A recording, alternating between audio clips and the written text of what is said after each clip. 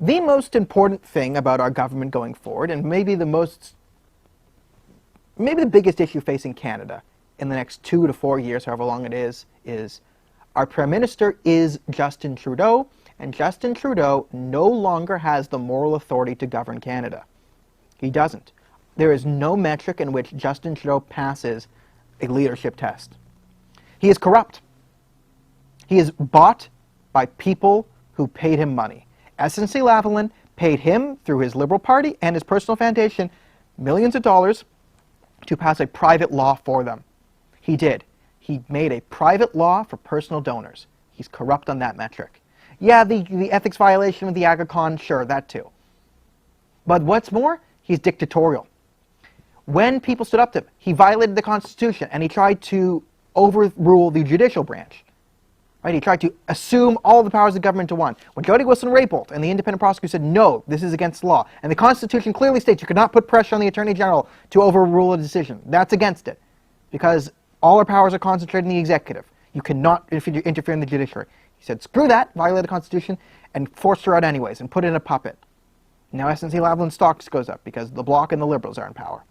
Can't do anything about that. Right? So he's corrupt. He makes personal laws for his friends. He's dictatorial. He tries to assume power. He is so dictatorial and communist in his totalitarian intentions that he has bought and paid for the media. He has given $600 million to buy off the media. Right? He doesn't respect our institutions. He has tried to erode the fabric of our democracy.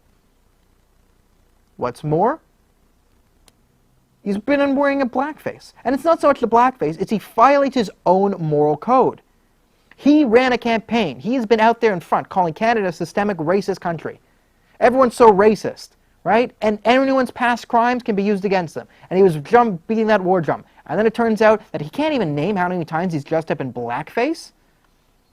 Right? He violated his own moral ethic code. And then when he assumed responsibility, he said, oh, this is just another indication that Canada has systemic racism. Just like how the hijab hoax, in Justin Trudeau's eyes, proved that Canada was an Islamophobic country. So he violates his own ethical code.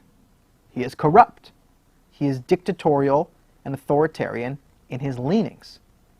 But probably his worst sin, and why he has no right to govern this country, is he is divisive. And he violated some of the most sacred political code in Canadian history during this election. In this election, he went into Quebec, and in order to steal votes away from an anti-Canada party, they called Bloc Québécois, he used Ontario and Alberta, especially Alberta and Saskatchewan, as a wedge issue against Quebec.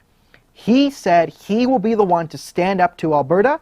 He is the one that will represent Quebec over Alberta, and he knew he wasn't going to win Alberta, so he used his own platform and his own party. He used Quebec against Alberta. He played the provinces against each other in order to get himself into power. And that is probably his greatest sin. And that is the #1 reason why he doesn't deserve to govern this country. No prime minister has ever done that before. Even when the Parti Québécois, a separatist party, was in charge of Quebec, never once had a prime minister openly run against a premier. And he did this consistently with Jason Kenney and Doug Ford and Saskatchewan, that he is so corrupt, dictatorial, authoritarian, anti-Canadian values and institutions, divisive and hypocritical, that he does not deserve to govern this country.